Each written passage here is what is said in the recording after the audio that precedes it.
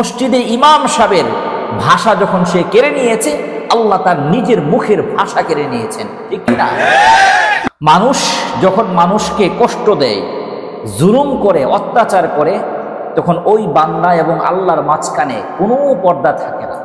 এ বান্দা আল্লাহর কাছে হাত তুলে তখন যেই দোয়া করে আল্লাহ তাআলা সেই দোয়াই কবুল করে নেয়। এই তো দুদিন আগে হাজী সেলিম ধরা খেয়েছে। হাজী সেলিম কিন্তু বোবা, আপনারা জানেন। হাজী সেলিম বোবা, কথা বলতে পারে না। একজন ইমামের অভিশাপে হাজী সেলিম বোবা হয়ে গেছে। এই ঘটনা হাজী সেলিমের এলাকা পুরান ঢাকার সব মানুষ জানে। এই যে আজকে যেরকম শুক্রবার আপনাদের সামনে বয়ান করছি, ইমাম সাহেব শুক্রবার বয়ান করছিলেন। বয়ানের মাঝখানে হুজুর কোরআনুল কারীম থেকে কিছু ব্যাখ্যা করেছেন, যে ব্যাখ্যাগুলো আওয়ামী লীগের বিরুদ্ধে যায় বা তাদের রাজনীতির বিরুদ্ধে যায়। এই খবর যখন হাজী সেলিম শুনছে, তখন হাজী সেলিম সরাসরি মসজিদের মধ্যে ঢুকে যায়। মানুষ ভয়ে কোনো কথা বলতে পারে না। ইমাম সাহেবের কাছে আসছে, আসার পরে মাইক্রোফোনটা ওনার কাছ থেকে কেড়ে নিয়ে গেছে, ওনাকে মেম্বর থেকে নামিয়ে দিয়েছে। তারপরে হাজী সেলিম দাঁড়িয়ে 25 মিনিট পর্যন্ত ভাষণ দিয়েছে। তার কথার মূল বক্তব্য হলো, তুমি যদি বাংলাদেশে থাকতে চাও, পুরান ঢাকায় থাকতে চাও, তাহলে কোরআনুল কারীমের এমন কোনো ব্যাখ্যা করা যাবে না যেই ব্যাখ্যা সরকারের বিরুদ্ধে যায়।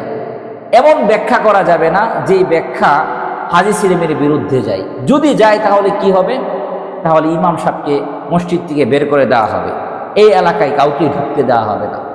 তখনকার মুসল্লিরা প্রতিবাদ তো করেই নাই, শুধু তাকিয়ে তাকিয়ে দেখেছে আর একমাত্র আল্লাহর কাছে বিচার দিয়েছে, আল্লাহ যেন সেই বিচার করে।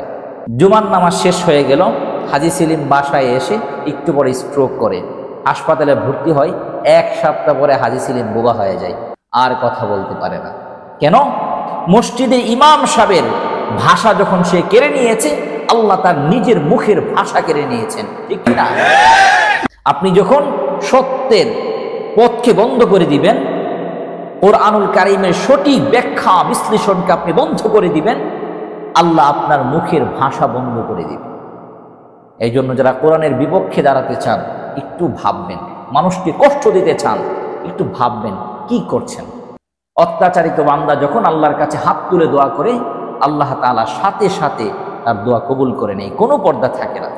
এই জন্য এটা খুব ভয়ানক জিনিস, খুব ভালো করে মনে রাখবেন, খুব ভয়ানক জিনিস। কোনো মানুষের মনে কষ্ট দিবেন না।